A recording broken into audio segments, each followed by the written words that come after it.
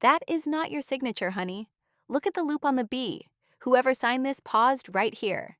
See that tiny pooling of the ink? That's hesitation. People don't hesitate when they sign their own name.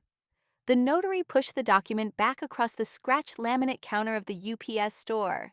The overhead fluorescent lights hummed with a sickly yellow-green flicker, casting a jaundiced pallor over the small, cramped room. The air in the store was stale, smelling aggressively of corrugated cardboard, ozone from the overheating copy machines, and the cloying, artificial cherry scent of the hand sanitizer sitting next to the credit card terminal. I was 29 years old. I was wearing navy blue scrubs that were stiff with dried coffee and smelled faintly of amoxicillin and clinical-grade rubbing alcohol from a brutal 14-hour shift. "Are you absolutely certain?" I asked, my voice sounding hollow, like it was coming from a radio in another room. Could it just be a bad pen? A slip of the wrist? The notary, an older woman with tired eyes and a name tag that read Brenda, shook her head slowly. "Honey, I've been authenticating signatures for 22 years. I know a forgery when I see one. The pressure is all wrong. It's too heavy on the upstroke." "But the stamp," I whispered, pointing a trembling finger at the bottom corner of the page. "The notary stamp is yours. It has your commission number right there." Brenda leaned in, squinting through her thick bifocals. She ran a callous thumb over the raised seal. "It's my stamp, all right, but I didn't stamp this. I keep my seal in a locked drawer. But last month we had a temp working here. Left the drawer unlocked a few times when I went to lunch." "So someone came in here," I said, the words tasting like copper in my dry mouth. "Someone came in, used your stamp while you were out, and forged my name." "Looks that way," Brenda said softly, her eyes filling with a sudden, unwanted pity. "Do you want me to call the police? This is a federal offense, sweetheart." "No," I said, my voice barely a breath. "No, thank you, Brenda. I need to process this." My hands were shaking so violently that when I tried to pick up the paper, I knocked my car keys off the counter. They hit the cold, off-white linoleum floor with a sharp, jarring clatter that echoed in the quiet store. I bent down to retrieve them, and for a terrifying second, the blood rushed from my head. A wave of profound, icy nausea washed over me. I gripped the edge of the laminate counter to keep from collapsing, my knuckles turning stark white. The paper in front of me, sitting innocently under the buzzing lights, was a second mortgage application. The property listed was my home. The requested payout was for exactly $186,400. 4 days later, investigators from the state attorney general's office would walk into a crowded, opulent hotel ballroom and pull him off a brightly lit stage in handcuffs. But right then, standing in the stale air of that UPS store, I just stared at the blue ink. My heart didn't just beat, it slammed against my ribs with the heavy, frantic rhythm of a trapped bird. To understand how I dismantled his entire life without him noticing a thing, how I burned his kingdom to ash while smiling at him over the dinner table, you need to know what I do for a living. And more importantly, you need to know how invisible I've been my whole life. My name is Bryn Adler. I am a pharmacist. People think my job is putting tiny white circles into amber plastic bottles. They think I stand behind a raised counter in a crisp white coat, nod politely at coughing customers, and type mindlessly on a beige keyboard from 1998. They think of me as a highly paid cashier, a retail drone who just reads the label and slaps a sticker on a box. They don't realize that being a pharmacist is essentially being a professional lie detector. Every single day for 10 to 14 hours a day, I catch mistakes that would otherwise kill people. I stand under glaring lights, my feet aching, my lower back screaming, while my brain processes thousands of data points a minute. I read the terrible, hurried handwriting of exhausted, arrogant doctors who prescribe lethal combinations of drugs because they didn't bother to check a patient's chart. I calculate pediatric weight-based dosages in my head, converting pounds to kilograms and milligrams to milliliters, all while a phone is ringing off the hook and a patient is screaming at me across the counter because their insurance copay went up by $3. I catch forged prescriptions from addicts who think they're clever because they used a blue pen instead of black, or because they tried to turn a 3 into an 8 on a script for oxycodone. I notice when a patient who has been taking lisinopril for 5 years suddenly brings in a prescription for a medication that will cause their blood pressure to bottom out and stop their heart. My entire career, my entire psychological framework is based on noticing the anomaly, the one number out of sequence, the one dosage that doesn't make sense, the slight discoloration of a pill, the hesitation in a patient's voice when I ask them what other medications they are currently taking. I am trained to look at a piece of paper, a string of letters and numbers, and instantly know if it's going to save a life or end one. I didn't know it then, staring at the forged loop of the B in my name. But this exact habit, this obsessive, deeply ingrained clinical paranoia, would be the only thing keeping me out of a federal prison. I grew up in the dusty, dimly lit back room of a hardware store in East Portland. My grandfather Silas owned it. He was a mountain of a man with hands like worn leather and a permanent scent of sawdust, motor oil, and strong black coffee. He raised me after my parents realized, when I was 5, that being young, unencumbered, and free to follow jam bands across the country was much more appealing than raising a quiet, observant kid who liked to organize loose screws by thread count and length. Silas was a man of very few words, but the ones he used cut straight through bone. I spent my childhood sitting on a wobbly wooden stool behind the heavy oak register, breathing in the smell of cold metal and fertilizer, doing my algebra homework while he dealt with the daily parade of humanity. I watched him handle brazen shoplifters, shady local contractors, and slick salesmen trying to peddle cheap imported tools. I remember one afternoon, a contractor came in, sweating and smelling of cheap beer, trying to open a line of credit he had no intention of paying back. "Look, Silas," the contractor said, leaning heavily on the counter. "Tell your grandkid to process the paperwork. It's just a temporary shortfall. I'll have the cash by Friday." "She doesn't handle the accounts," Silas said, his voice a low, steady rumble that vibrated the glass display case. "And I don't run a charity. You owe me for the lumber from last month." "It's just a temporary shortfall, man," the contractor repeated, his voice taking on a whining, desperate edge. "You've known me for 10 years. You know I'm good for it." "Your shortfall isn't my emergency," Silas replied, not breaking eye contact. "The answer is no." "You're making a mistake, old man," the contractor spat, his face flushing dark red.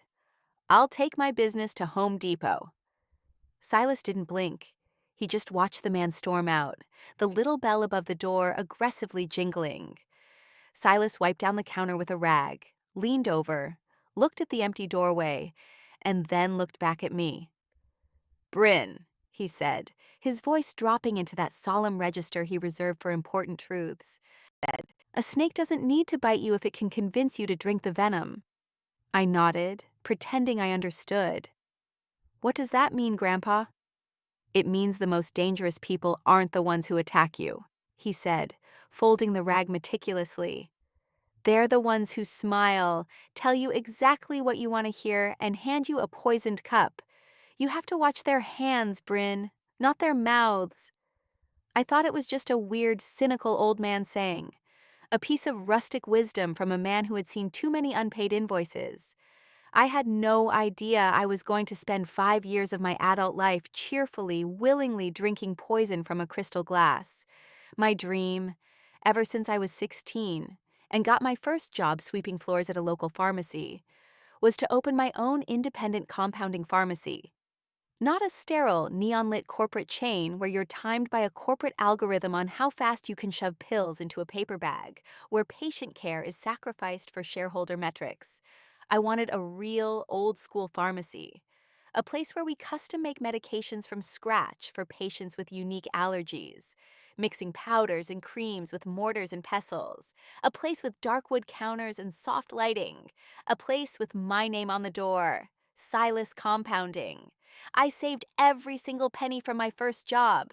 I worked grueling, soul-crushing night shifts through my entire pharmacy school residency.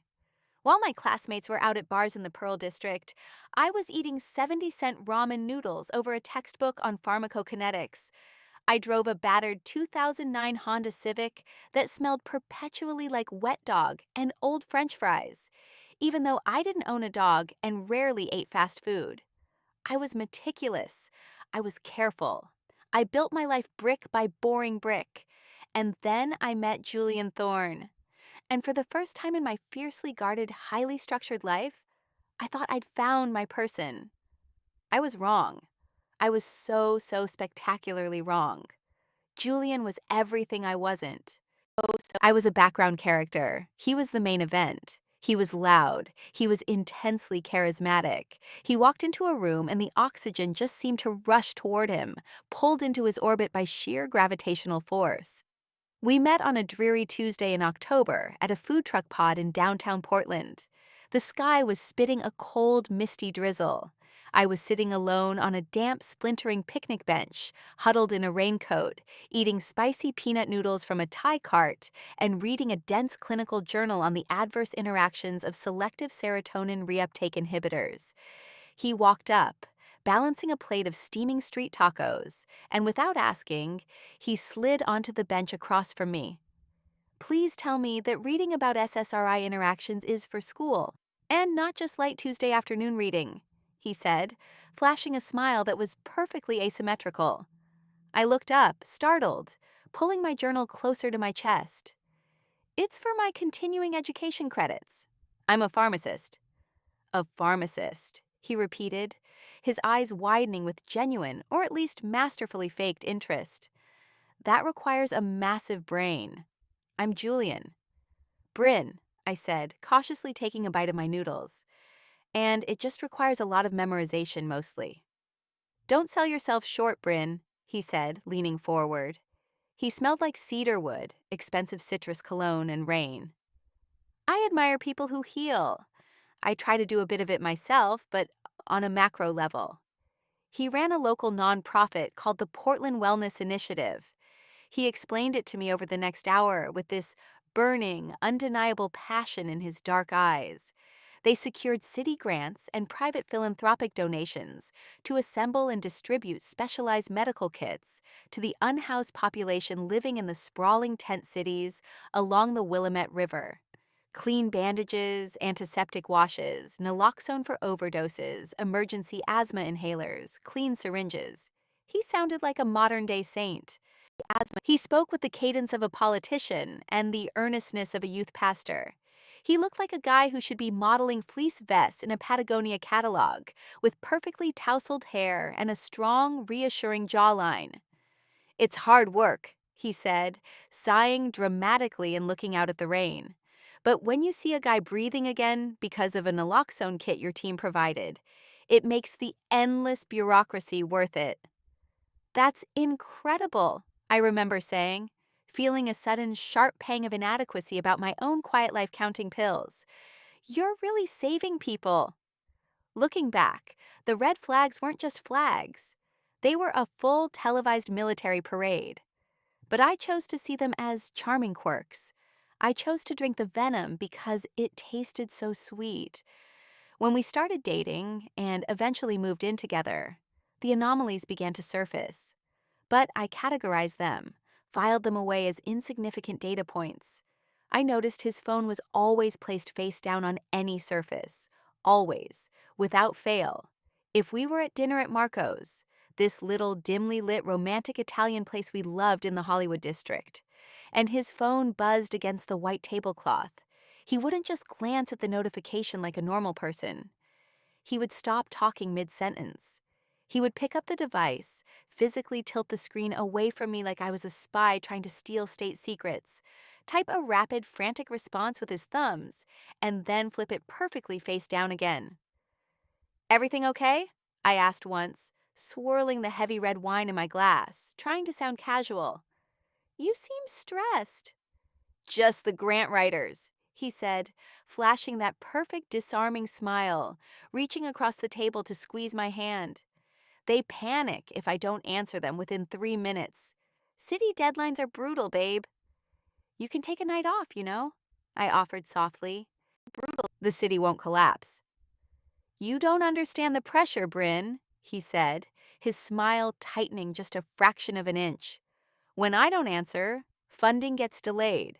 When funding gets delayed, people on the streets freeze. It's just the burden of leadership. I told myself it was nothing.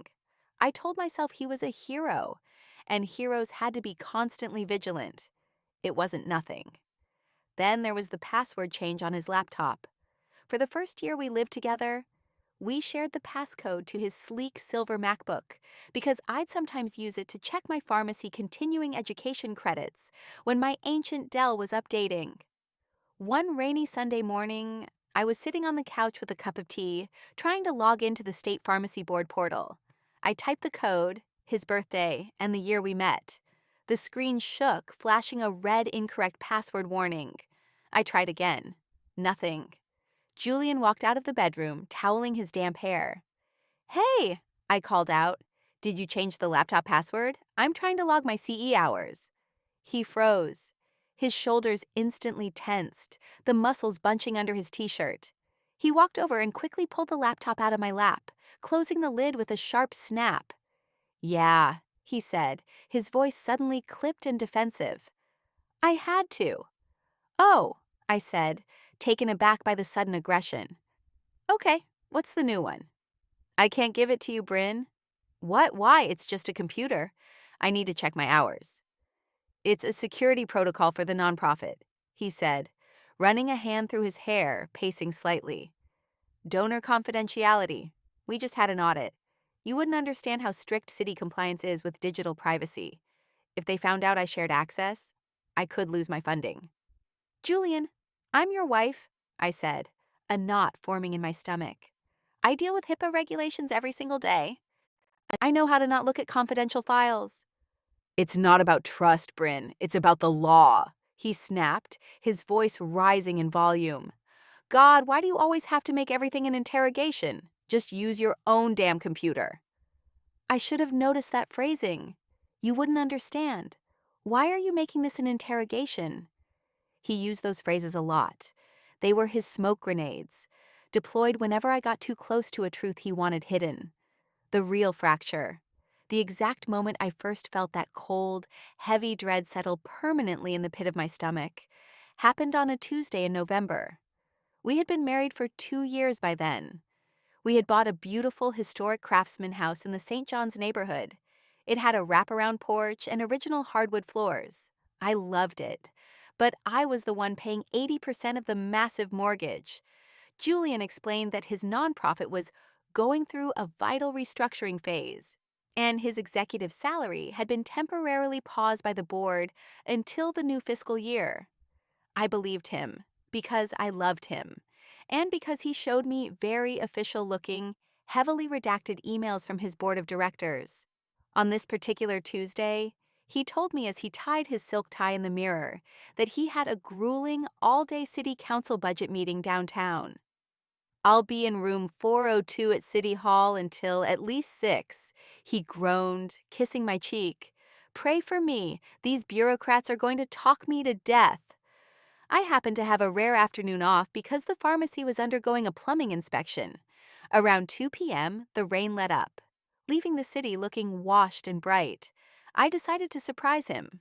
I drove to his favorite artisanal bakery in the Pearl District, bought 2 massive flaky chocolate croissants and 2 expensive lattes, and I drove down to City Hall. The building was a cavernous, echoing structure of marble and brass. I walked through the metal detectors, holding the warm paper bag, feeling like a good wife. I sat in the grand lobby on a hard wooden bench for an hour, waiting for a break in the meetings. By 3:15 p.m., my lattes were getting lukewarm. I walked over to the main security desk. "Excuse me," I said to the guard, a burly man reading a paperback novel. "Could you tell me if the budget committee in room 402 is taking a break soon? I brought coffee for my husband." The guard slowly lowered his book. He looked at me, then looked at his daily schedule clipboard, then looked back at me like I had 3 heads. "Ma'am," he said slowly. There are no council meetings on Tuesdays. The zoning board meets on Wednesdays, and the budget committee meets on Thursdays. Building is practically empty today. Are you sure? I asked, my heart doing a strange, uncomfortable flutter. Room 402? Room 402 is a janitorial supply closet, ma'am, the guard said, his eyes softening with an understanding that made me want to vanish into the marble floor. My stomach dropped. The physical sensation was violent, a sudden, sickening plunge, like stepping onto a stair that wasn't there. I thanked the guard, my voice barely a whisper, and walked out into the cold air. I walked to my Civic, got into the driver's seat, and locked the doors. The smell of the chocolate croissants suddenly made me intensely nauseous. I pulled out my phone and called him. It rang 4 times. Finally, he answered. Hey, babe, he whispered, his voice hushed and urgent. I'm right in the middle of the zoning committee presentation. Can I call you back? I closed my eyes. I pressed the phone hard against my ear. I could hear music in the background. It wasn't elevator music. It wasn't the ambient hum of a government building. It was thumping, heavy rhythmic bass. Club music. And over the bass, I heard someone laughing. A woman's laugh, high-pitched and carefree. Where are you? I asked. My voice was suddenly very tight, stripped of all emotion. I just told you. City Hall, room 402. I gotta go. The mayor's aide is looking right at me. Julian, love you, bye, he said, and the line went dead. I sat in my car in the damp parking garage for 20 minutes. The coffees turned completely cold in the cup holders. I didn't cry. I didn't scream and beat my fists against the steering wheel. I just sat there, breathing in the smell of wet dog and cold espresso, feeling the tectonic plates of my reality shifting and cracking beneath me. I didn't confront him that night. When he came home at 7 p.m., looking perfectly exhausted, he loosened his tie, dropped his leather briefcase by the door, and collapsed onto the sofa. God, what a nightmare, he groaned, rubbing his eyes. These bureaucrats just talk in circles. He leaned over and gave me a kiss. I didn't pull away. I tasted his mouth. He tasted like expensive gin and tonic, with a sharp underlying note of lime. Did they approve the budget? I asked, my voice smooth, keeping my eyes fixed on the television. Eventually, he lied effortlessly. Not a single micro-expression of guilt crossing his handsome face. He spun a highly detailed 10-minute story about a fictional debate over municipal zoning laws, naming fake committee members, describing fake arguments. It was a masterclass in deception. It was terrifyingly perfect. That was the night I stopped being a wife. That was the night I became a pharmacist in my own home. I stopped participating, and I started observing. The escalation didn't happen overnight. It wasn't a sudden explosion. It was a slow, methodical, agonizing dismantling of my reality, designed to make me feel small, crazy, and entirely dependent on his version of the truth. Looking back, I can track the destruction in 10 distinct beats. Each one pushed me closer to the edge, stripping away my humanity until all that was left was cold, calculating survival. Beat 1 was the disrespect. It started small, insidious. We were at a lavish dinner party hosted by one of his wealthy philanthropic donors, in a sprawling penthouse overlooking the river. The dining room smelled of roasted garlic and expensive beeswax candles. The host, a kindly older man named Arthur, turned to me over the salad course. So, Bryn, Arthur smiled. Julian tells me you're a pharmacist. That must be fascinating work. It has its moments, I smiled back, taking a sip of water. Just today, actually, I caught a really complex interaction. A patient was prescribed a new antibiotic, but they were already on a specific heart medication, and the combination can cause acute QT prolongation, basically a fatal heart arrhythmia. I had to call the doctor and get the script changed. Before Arthur could respond, Julian laughed loudly, the sound echoing sharply against the crystal glasses on the table. Oh, listen to her, Julian chuckled, wiping his mouth with a linen napkin. Bryn makes it sound like she's scrubbing in for open-heart surgery. She just puts pills in bottles, folks. She reads a screen and puts things in bags. She's a highly paid cashier. I'm the one out there trying to actually save lives on the streets. The table went dead silent. The clinking of silverware stopped. Arthur looked intensely uncomfortable. I felt my face burn with a sudden, humiliating heat. I looked down at my plate, at a beautiful $41 piece of wild-caught salmon that I suddenly couldn't swallow. "It's a bit more complicated than that, Julian," I said quietly, my voice trembling slightly. "Oh, don't be so sensitive, babe." He grinned, reaching over to pat my hand patronizingly. "I'm just teasing. We all appreciate our retail workers." He had the moral compass of a sovereign citizen at a traffic stop. He needed to diminish me so he could remain the tallest person in the room. Beat 2 was the control. The financial grip he had on me began to tighten like a python. Since he supposedly wasn't taking a salary from the nonprofit, my income from the pharmacy was supporting our entire lifestyle: the mortgage, his car payments, the utilities, the groceries. But suddenly, paying the bills wasn't enough. He needed access to my personal protected savings. "We need to show the city grant committee that the nonprofit has matching funds," he insisted one morning. It was 6 a.m. The kitchen floor was freezing. He was standing over me while I drank my coffee, his physical presence looming and oppressive. "What does that mean?" I asked, pulling my robe tighter around myself. "It means I need you to transfer $30,000 into our joint account," he said, tapping his fingers impatiently on the granite counter. "It's just for a week, to show liquidity for the audit. Once the grant clears, I'll put it right back."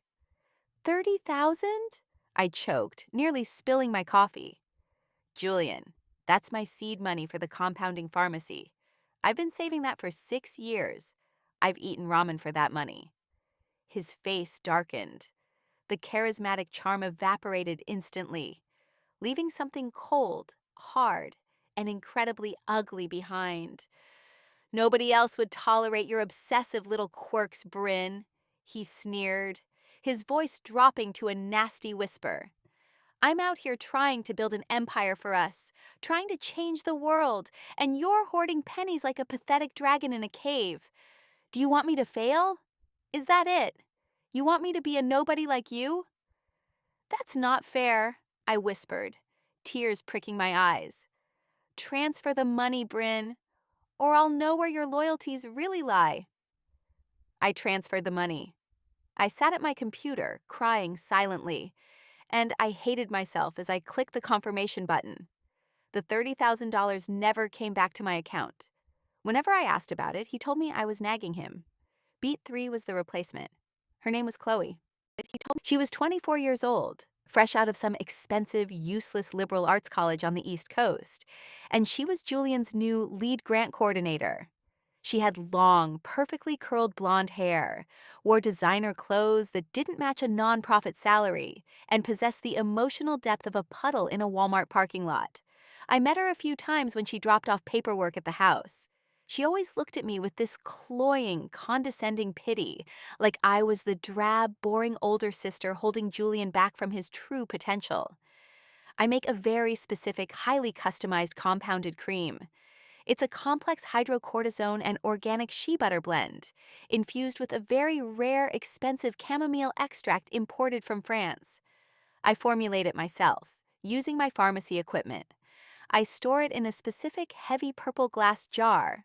I make it specifically for Julian because he gets terrible flaking stress eczema on his elbows during the winter. I am the only person on earth who knows the formula. I am the only person who makes it. One rainy afternoon, Julian's Audi was supposedly in the shop, so Chloe gave him a ride home. I went out to the driveway with an umbrella to say thank you. I walked up to her gleaming new Subaru. I leaned down to wave at her through the window. And there, sitting proudly in the center console cup holder between the two front seats, was my heavy purple glass jar. It was completely empty. "Oh, hey, Bryn," Chloe chirped, rolling down the window. She saw where my eyes were fixed. Oh, Julian let me borrow some of his hand cream. My skin gets so dry in his office with the heating on. It's amazing stuff. You should try it. I looked at Julian. He was sitting in the passenger seat. He didn't even flinch. He didn't look guilty. He looked utterly bored. Yeah, Julian said smoothly, unbuckling his seatbelt. She had a rash on her hands. I was just being helpful. Don't make a big deal out of it. My stomach twisted into a painful, tight knot. Big deal. He hadn't just given her a gift. He had given her my labor, my care, my specific devotion to him, and let her claim it as her own. Beat 4 was the public humiliation. The Portland Wellness Initiative was throwing its massive annual fundraising gala at a trendy, exposed brick brewery in the Pearl District. The air smelled of hops, stale beer, and expensive catered appetizers. I had spent 3 grueling weeks helping him organize the event. I stayed up until 2 a.m. every night after working exhausting pharmacy shifts to fold hundreds of linen napkins, arrange floral centerpieces, and handwrite name cards for the donors. My fingers were blistered from hot glue. When it came time for his keynote speech, he bounded onto the stage. The spotlight hit him perfectly, illuminating his tailored suit. He was magnificent. He worked the crowd like a seasoned evangelist. He thanked the mayor, who was sitting in the front row. He thanked the wealthy donors. He thanked the local businesses. He even thanked the bartender for pouring good drinks. And then he turned toward the side of the stage, his eyes searching the crowd. And I want to give a special heartfelt thank you to my right hand, he said, his voice thick with emotion. Chloe, please stand up. Chloe stood up blushing, wearing a stunning cocktail dress. Chloe is the woman who keeps me sane, Julian announced to the cheering crowd. She is the woman who makes this all possible. Her late nights, her dedication. I literally couldn't do this without you, Chloe. You are the heart of this initiative. He raised his glass to her. The crowd erupted into applause. I was standing 10 feet away in the shadows near the kitchen swinging doors, wearing a simple black dress, holding a heavy, greasy stack of dirty appetizer plates because the catering staff was overwhelmed. He didn't look at me once. He didn't mention my name. I was his wife. I was funding his life. I had built the centerpieces sitting on the tables. But in his narrative, I didn't exist. I realized in that moment that my marriage had a shorter shelf life than unpasteurized milk. Beat 5 was the spatial violation. I came home 3 hours early from a Sunday shift because the pharmacy's computer system crashed entirely. The house was dead quiet. The afternoon light was filtering softly through the living room windows. I walked into the kitchen, dropping my heavy work bag by the door, and stopped dead in my tracks. Chloe was standing at my kitchen island. She was wet, her hair was dripping onto the hardwood, and she was wearing my plush, monogrammed white bathrobe, the one my grandfather had given me for my graduation. She was casually steaming milk using my expensive espresso machine. Oh, hey, Bryn, she said, completely unbothered, smiling as if we were old college roommates. You're home early. My blood turned to ice water. Why are you in my house? And why are you wearing my robe? Julian and I were just going over some massive grant spreadsheets in the home office, she said, pouring the milk into a mug. I clumsily spilled hot coffee all over my silk blouse, so he let me take a quick shower while it's in the wash. I didn't say a word to her. I turned on my heel and marched down the hall to the home office. I threw the door open. Julian was sitting at his large mahogany desk. He wasn't looking at spreadsheets. He was frantically clicking his mouse, closing a dozen browser tabs in rapid succession. His face was flushed. Get her out of my house, I said. My voice wasn't raised. It was eerily, terrifyingly calm. It sounded like Silas. Jesus, Bryn, knock, Julian snapped, spinning around in his chair. What is wrong with you? She is in my kitchen, wearing my clothes. Get her out. You're being crazy, Julian said, standing up, deploying his favorite weaponized word. You're always trying to make my success about your insane paranoia. She's a colleague. She spilled coffee. Are you really so insecure that you can't handle me having a female employee? Julian, I said, my voice dropping lower, if she is not out of this house in 3 minutes, I am calling the police and reporting an intruder. He glared at me, a look of pure, unadulterated hatred flashing in his eyes. He stormed past me, grabbed Chloe, and hustled her out the front door. He didn't speak to me for 3 days. Beat 6 came from an unexpected angle. His mother, Miriam. Miriam was a terrifying woman who wore heavy silk scarves in July, smelled overwhelmingly of Chanel No. 5, and treated everyone who made less than 6 figures like they were carrying a highly contagious disease. She invited me to lunch at an aggressively expensive French bistro downtown. I knew it was an ambush, but refusing Miriam was not an option. We sat at a small table by the window. The air smelled of burnt butter and fresh baguettes. Before the waiter even had a chance to bring our sparkling water, she leaned across the crisp white tablecloth. Her heavy gold jewelry clinked ominously. "Bryn, dear," she began, her tone laced with venom disguised as concern. "We need to have a serious talk about your attitude lately. Julian is incredibly stressed." "Julian is stressed?" I asked, raising an eyebrow. "Yes, he is doing important, vital work for the city. He is a visionary. And visionaries, Bryn, need peace at home. Frankly, you're suffocating him with your constant demands and your little jealousies." I stared at her. I could feel the pulse in my neck pounding. "Miriam, he hasn't paid his half of the mortgage in 6 months. I am funding his life. And his 24-year-old assistant was in my house wearing my bathrobe last week." She waved her manicured hand dismissively, as if I had complained about the weather. "Oh, please," she scoffed. "Don't be so provincial. Great men have their muses. It's part of the creative process. You need to step back and let Julian shine. Stop being so rigid and demanding." "I'm his wife, Miriam, not his employee." "You're a pharmacist, Bryn," she said, saying the word like it was a slur. "You dispense things. You count pills. Julian creates things. He builds legacies. You need to know your place in this dynamic, or you are going to lose him." My own mother-in-law looked at me like I was a generic, expired brand of ibuprofen.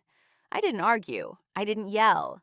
I quietly signaled the waiter, paid exactly my half of the bill, down to the penny, exactly $47.83, stood up, and walked out of the restaurant, leaving her sitting there with her mouth open. Beat 7 was the threat, the institutional, paralyzing threat. We had a massive, explosive argument about the $30,000 he had taken from me. The plumbing at the pharmacy had required a major repair, and I needed the cash. I told him firmly that I wanted my money back by Friday. He didn't yell. Yelling implies a loss of control.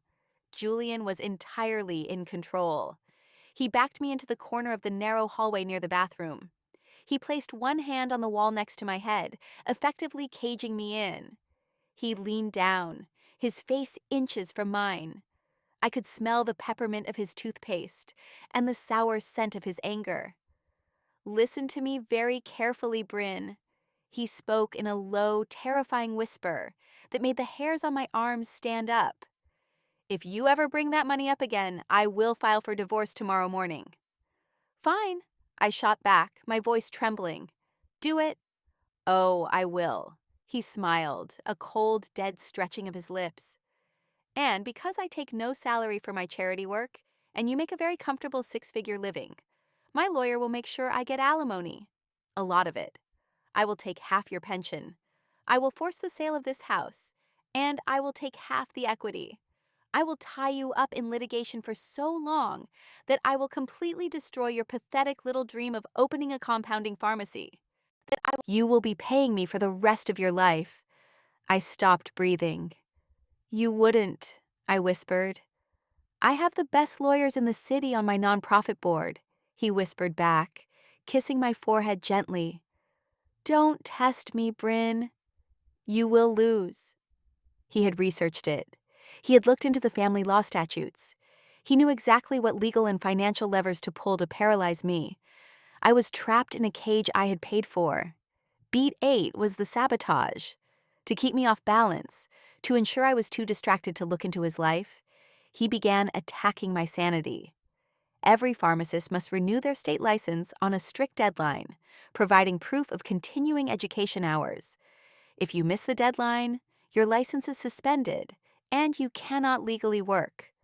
I had printed my renewal certificate and placed it in a bright red folder on the kitchen counter, ready to mail.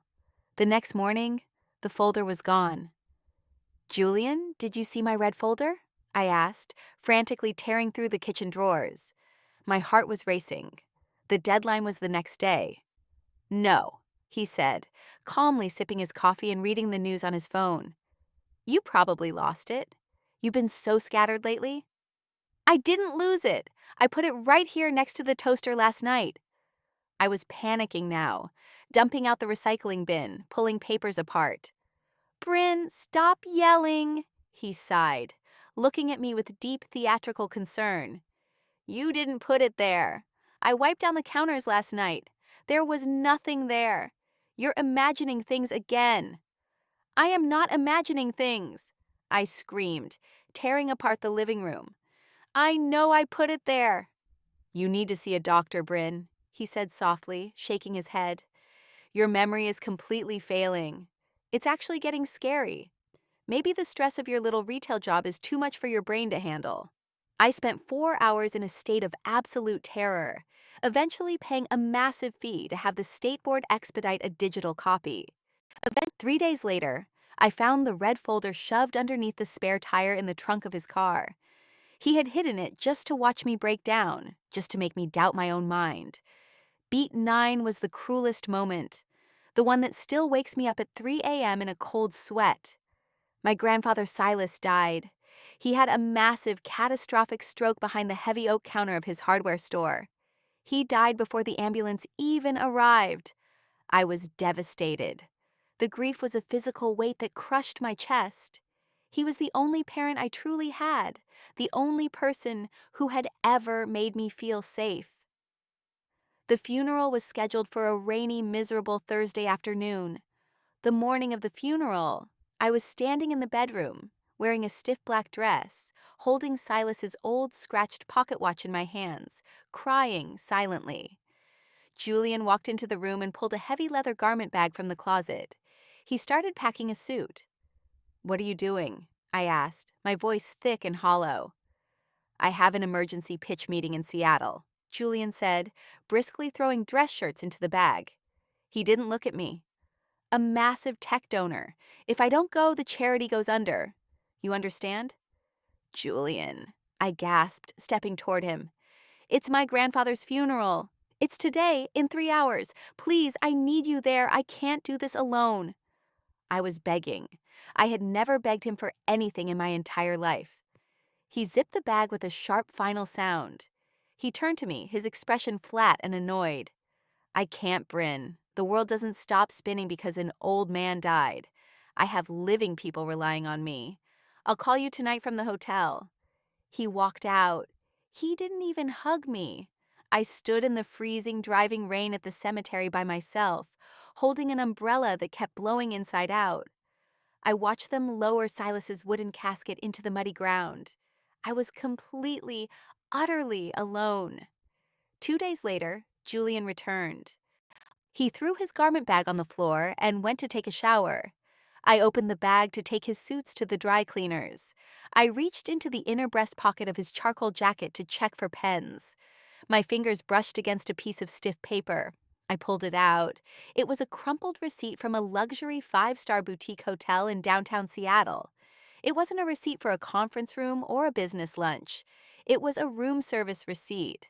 2 glasses of Veuve Clicquot champagne, 1 order of chocolate-covered strawberries, 1 order of oysters. The timestamp at the top of the receipt was exactly 2:15 p.m. on Thursday. It was stamped at the exact minute I was throwing a handful of wet dirt onto my grandfather's coffin. He wasn't at a pitch meeting. He had taken Chloe to Seattle for a romantic getaway while I buried my family. The physical reaction of heartbreak is not a metaphor. It is a genuine medical event. I felt a sharp, tearing pain in the center of my chest, so severe, I thought I was having a myocardial infarction. I sank to the floor of the bedroom, clutching the receipt, gasping for air that wouldn't come, silently screaming into the carpet so he wouldn't hear me over the sound of the shower. Beat 10 wasn't an explosion. It was a quiet, permanent, internal click. The breaking point. It happened 2 weeks after the funeral. I was exhausted, emotionally numb, operating entirely on autopilot. I walked out to the mailbox at the end of the driveway. The air was crisp and cold. Inside the box was a thick manila envelope addressed to me, from a major national bank I had never used. I stood on the porch and tore it open. It was a formal confirmation of a second mortgage filed on our house. The payout had been approved and deposited. The amount was for exactly $186,400. I stared at the paper. The wind rustled the dead leaves in the yard. I hadn't signed any mortgage papers. I hadn't spoken to a bank. I took the document, drove to the UPS store where the notary stamp was registered, and slid it across the scratched laminate counter.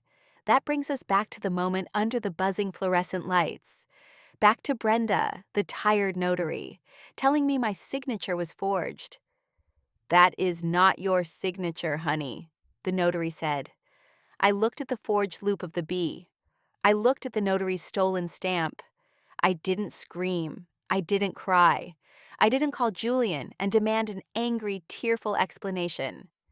I didn't panic. I just quietly picked up the piece of paper, politely thanked Brenda for her time, and walked out into the parking lot. I got into my Civic. I didn't turn the key. I just sat in the driver's seat, my hands resting lightly on the steering wheel, watching the rain hit the windshield and distort the neon signs of the strip mall. He thought I was just a cashier. He thought I was a boring, easily manipulated drone who just put pills in bottles.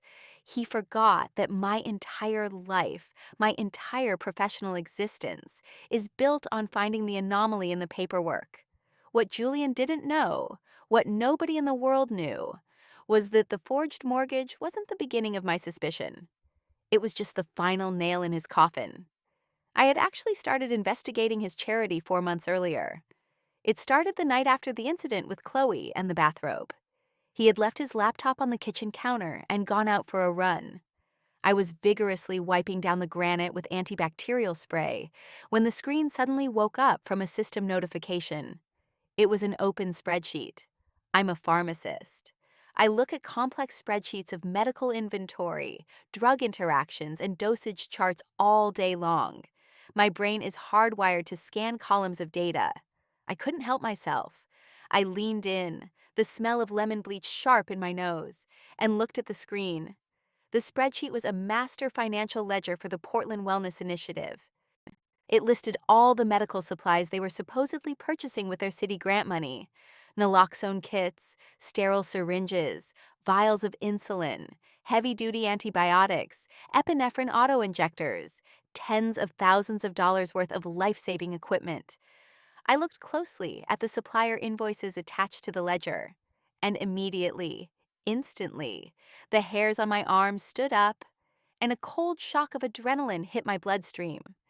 In the medical field, every single doctor, clinic, pharmacy, and pharmaceutical supplier has an NPI, a National Provider Identifier. If you prescribe or sell controlled substances, like the ones listed on Julian's ledger, you also have a DEA number. Pharmacists don't just look at DEA numbers. We mathematically verify them. We memorize the algorithm to check if a DEA number is real. It's a simple checksum formula. You take the 7-digit number. You add the first, third, and fifth digits together. Then you add the second, fourth, and sixth digits together and multiply that sum by 2. You add those two final numbers together. The last digit of that total sum must exactly match the 7th digit of the DEA number. If it doesn't match, the number is a forgery. It takes me about 4 seconds to run the math in my head. I leaned closer to the glowing screen. I looked at the DEA number on the supplier invoice for $45,000 worth of naloxone from a supposed medical wholesaler. The number was AB1234567. I ran the math. 1 plus 3 plus 5 equals 9. 2 plus 4 plus 6 equals 12. 12 times 2 equals 24. 24 plus 9 equals 33. The last digit of the sum was 3, but the seventh digit on the invoice was 7. It failed. The number was mathematically impossible. It was a fake.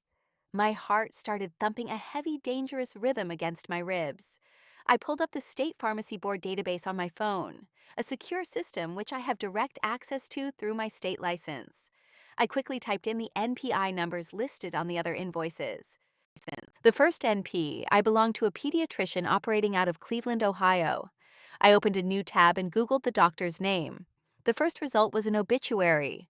The doctor had died in a tragic boating accident in 2014. The second NP, I belonged to a veterinary clinic in rural Texas that had been permanently shut down by the federal government for severe tax evasion 3 years ago. I sat there in the quiet kitchen, the blue light of the laptop illuminating my face, the hum of the refrigerator suddenly sounding deafening in the silence. Julian wasn't buying medical supplies. The Portland Wellness Initiative wasn't distributing life-saving kits to the homeless. There were no kits. There was no macro-level healing. He was generating fake invoices using random, stolen medical numbers. He was creating ghost companies, taking hundreds of thousands of dollars in grant money from the city, and wiring it directly to a private LLC. I quickly checked the LLC registration through the Oregon Secretary of State's public website. The registered agent, the sole owner of the LLC receiving all the money, was Chloe. He was siphoning public funds to his 24-year-old mistress to fund their luxury lifestyle. I heard the front door handle jiggle as Julian returned from his run. I immediately stepped away from the laptop, grabbed a sponge, and started scrubbing the sink. I didn't confront him. I knew what would happen if I did. If I confronted him, he would realize his mistake. He would instantly destroy the laptop, shred the physical files, drain all our joint accounts, and use his wealthy friends and expensive lawyers to crush me into dust just like he promised. He would gaslight the police, tell them I was a crazy, jealous, hysterical wife making up lies. I couldn't fight him with emotion. I needed to be surgical. I needed to be a pharmacist. I needed to document the anomaly. For 4 agonizing months, I lived a brutal double life. By day, I went to work. I stood under the fluorescent lights, smiled at sick customers, verified prescriptions, caught doctor errors, and played the role of the diligent healthcare worker. By evening, I came home, cooked elaborate dinners for Julian, poured him wine, asked about his stressful day at the nonprofit, and pretended to be the clueless, slightly paranoid, submissive wife he thought I was. I let him insult me. I let him belittle my career. I swallowed the venom every single night with a smile. But between the hours of 1 a.m. and 4 a.m., when he was dead asleep in our bed, snoring softly, I was in the dark home office, building a bomb. I systematically photographed every single invoice on his hard drive. I logged every wire transfer. I tracked exactly how much public money he had stolen. I traced the IP addresses of the fake emails. The total amount stolen from the city came to exactly $186,400. That was why he forged my signature on the second mortgage. The city auditors had flagged a discrepancy in the nonprofit's accounts. Julia needed to replace the $186,400 immediately to pass the audit, or he would be caught. So, he stole the equity from my house to cover his fraud, planning to siphon more grant money later to pay it off. I compiled everything into a massive 3-inch thick black binder. I tabbed it. I highlighted it. I cross-referenced the fake DEA numbers with the state database. I included the forged mortgage document, along with a sworn, notarized affidavit from Brenda at the UPS store, proving the stamp was stolen. I included the Seattle hotel receipt from the day of my grandfather's funeral, proving he was with Chloe, the owner of the fraudulent LLC. Then I did exactly what Grandpa Silas would have done when dealing with a bad contractor. I counted the exits and I locked the doors. I secretly took 2 days off work. I met with a ruthless forensic accountant and a shark of a divorce attorney. I legally separated all my finances. I moved the title of my Honda Civic into a blind trust. I transferred my remaining protected savings to a brand new account at a completely different bank. I secured the original house deed, gathering the paper trail to prove the equity was entirely mine before the marriage even occurred. I built an iron wall around my life. I made myself financially untouchable. And then, on a crisp Tuesday morning, I took the 3-inch binder, drove to the state capitol building in Salem, walked past the security guards, and handed it directly to the lead investigator of the Attorney General's Fraud Division. The investigator was a sharp-eyed, no-nonsense woman in her 50s named Detective Vance. Her office smelled of stale coffee and old paper. She sat at her desk and spent 2 uninterrupted hours reading my binder. When she finally looked up, she slowly took off her reading glasses.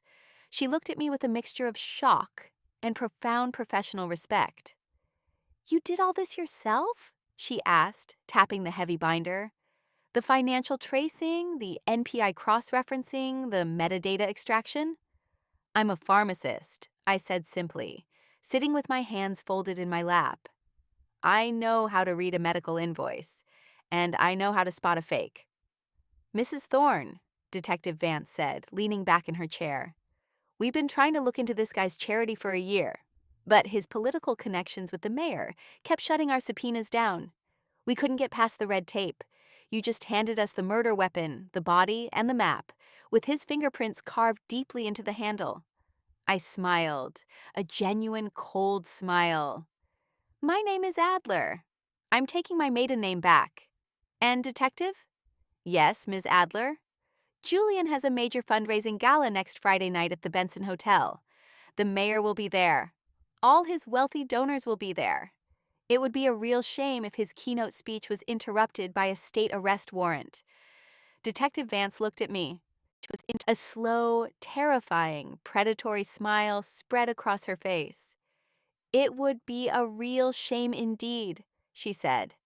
I liked her immediately. The reversal happened on a Friday night. The setting was the grand crystal ballroom of the historic Benson Hotel in downtown Portland. The room was dripping with obscene wealth. Massive crystal chandeliers cast a warm golden glow over the crowd. There were towering, intricate ice sculptures of swans melting slowly on the buffet tables. Servers in crisp white uniforms carried silver trays of expensive champagne and caviar. The air smelled of expensive perfume, roasted tenderloin, and money. Julian was completely in his element. He was wearing a bespoke midnight blue tuxedo that I now knew was paid for by fake naloxone invoices. He was laughing loudly, shaking hands, working the room like a king, surveying his loyal subjects. Chloe was hovering right behind him, wearing a sapphire silk dress that cost more than my first car, looking smug and untouchable. Miriam was there too, holding court near the open bar, draped in silk, loudly telling anyone who would listen how her brilliant son was single-handedly saving the soul of the city. I was standing in the very back of the ballroom, near the heavy wooden kitchen doors.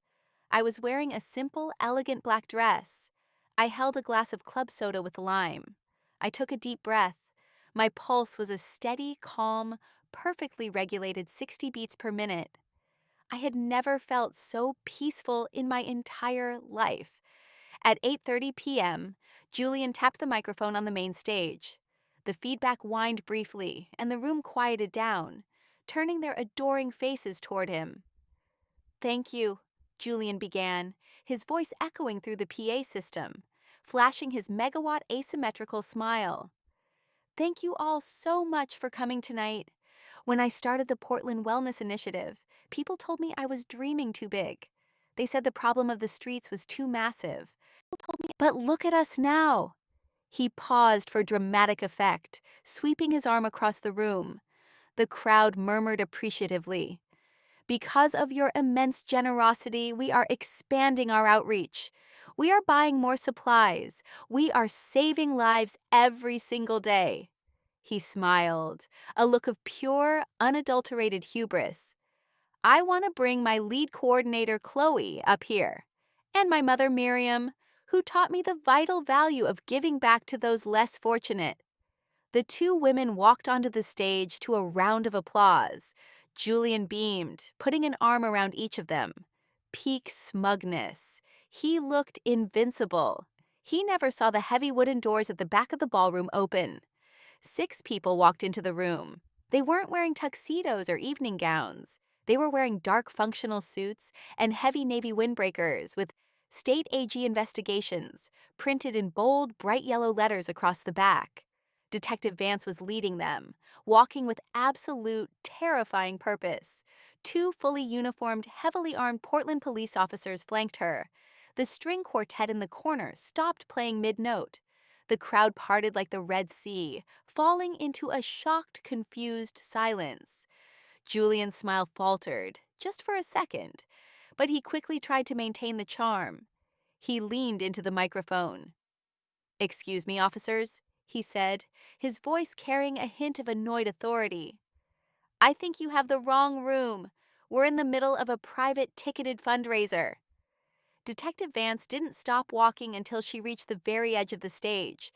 She didn't use a microphone, but the ballroom was so completely dead silent that her voice carried cleanly to the back wall. "Julian Thorne," she barked, her voice sharp as glass, "you are under arrest for federal wire fraud, identity theft, grand forgery, and the embezzlement of state funds." Julian's face changed. It was cinematic. It was the most beautiful thing I have ever seen.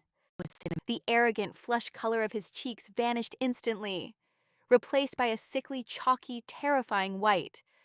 The muscles in his jaw went slack.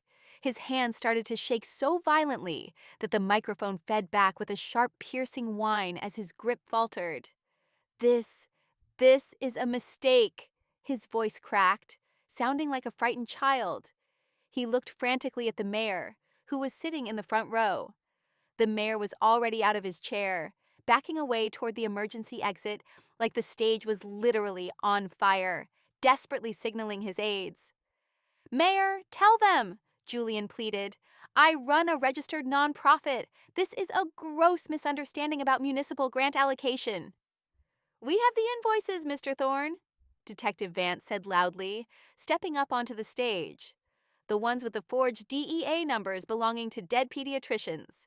We also have the routing numbers for the offshore LLC registered to your associate, Chloe." At the sound of her name, Chloe let out a sharp, piercing gasp. She physically stepped away from Julian, her hands flying to cover her mouth, her eyes wide with sheer terror. Miriam dropped her crystal champagne glass. It shattered on the hardwood stage, the sound cracking like a gunshot in the perfectly quiet room. The 2 uniformed officers stepped up beside Julian. They grabbed his arms, twisting them firmly behind his back.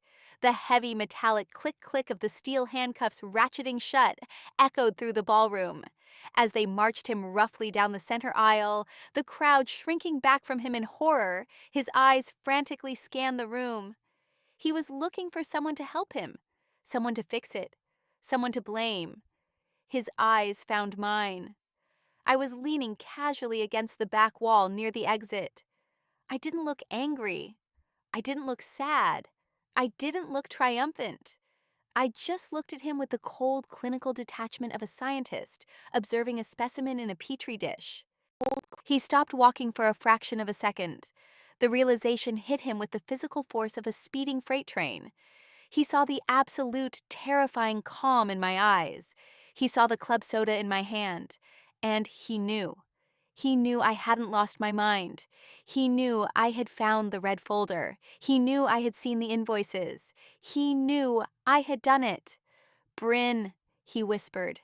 His voice was trembling with a pathetic, desperate, primal terror. The mask was completely gone. "Bryn, please, tell them. Please help me." I took a slow, deliberate sip of my club soda. I looked at the man who had stolen my money, mocked my life's work, brought his mistress into my home, gaslit me into thinking I was insane, and abandoned me to stand alone at my grandfather's grave. "The dosage was wrong, Julian," I said quietly. My voice didn't waver. I turned around and walked out the kitchen doors before they even got him to the lobby. The cascade of his destruction was absolute, total, and incredibly swift. Within 2 weeks, the Portland Wellness Initiative was permanently shut down by the state. The city seized all their assets. The local evening news ran the story every single night. The Chiron read, "Charity fraudster steals from homeless." The news anchors showed damning pictures of the cheap, non-existent medical supplies he claimed to buy, right next to glossy social media pictures of Chloe's luxury vacations in Seattle and Cabo. Within a month, the immense legal pressure broke Chloe completely. She had the loyalty of a starving stray cat at a fish market. The moment the Attorney General threatened her with 20 years in federal prison for her role as the registered agent of the LLC, she flipped. She didn't even hesitate. She handed over every email, every text message, and every secret Julian had ever whispered to her in exchange for full immunity. She completely, utterly buried him. Within 2 months, Miriam had to sell her sprawling, beautiful house to pay for Julian's exorbitant defense attorneys. She moved to a small, depressing condo in a different state.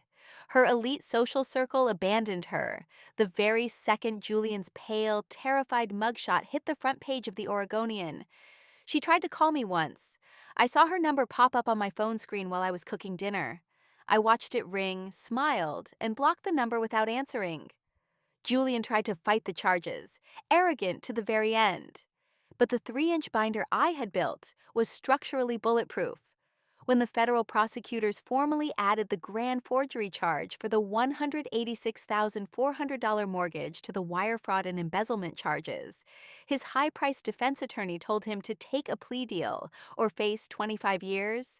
He was sentenced to 6 years in a federal penitentiary. He sent me a letter from the county holding facility the week before his transfer. It was a rambling, pathetic, tear-stained 6 pages. He blamed the intense pressure of his job. He blamed Chloe for leading him astray. He begged me to remember the good times, the romantic dinners at Marco's, the early days of our marriage. His apologies were exactly like homeopathic medicine, completely diluted, scientifically baseless, and entirely useless. I didn't read past the second page. I took the letter, ran it through my heavy-duty cross-cut paper shredder, and used the confetti as packing material to ship a box of old clothes to Goodwill. My new life is smaller now, but it is entirely, undeniably mine. I kept the Craftsman house in St. John's. The bank legally voided the second mortgage the moment the forgery and stolen notary stamp were definitively proven. I lived there for 6 months, then sold the place at the top of the market. I used the massive equity, along with my protected, untouched savings, to finally do what I had always planned to do since I was 16 years old. If you drive down a certain quiet street in East Portland today, far away from the trendy Pearl District, you'll see a sturdy brick building with a fresh coat of dark green paint.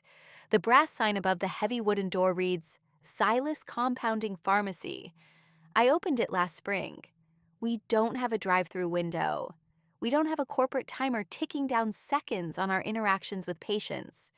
We don't sell cheap plastic toys or generic greeting cards. We custom make highly specialized medications for people who desperately need them. We use mortars and pestles. It's quiet inside. The temperature is always perfectly regulated. The air smells like clean clinical alcohol, crushed peppermint, and dried chamomile. Sometimes, early in the morning, before the sun comes up and before I unlock the front door for my first patient, I make myself a strong cup of black coffee. I stand behind the polished, heavy oak counter, looking out the large front window at the cold Portland rain falling on the street. I run my hand along the smooth edge of the wood, feeling the grain beneath my fingertips. And I think about my grandfather. A snake doesn't need to bite you if it can convince you to drink the venom. He was right. He was absolutely right. But what Silas didn't tell me, what you only learn by surviving, is what happens after you process the poison. You don't just heal from it. You don't just survive. Your body learns the chemical structure of the toxin. You build a permanent cellular immunity. And then, if you're smart, and if you're patient, You become the one who controls the antidote. I take a sip of my coffee. The phone on the wall starts to ring, a sharp, clear, demanding sound. I smile, set my mug down, pick up my favorite black pen, and get to work.